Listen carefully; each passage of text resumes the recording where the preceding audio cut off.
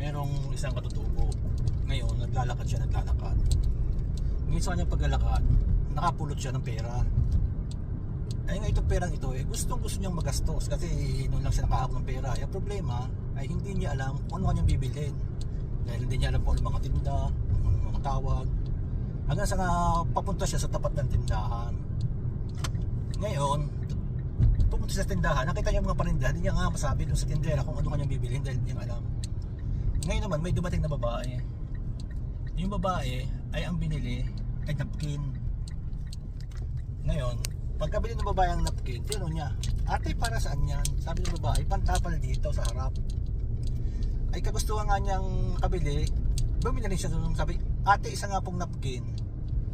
Pagdating niya sa kanila, itinapal niya ang tapal na tapal, yung nilagay niya nga. Ngayon ang problema siya lalakad. Paghakbang, magagabot. Mabubulot. Paano dumikit tayo sa buhok. Yung problema. Yung problema niya.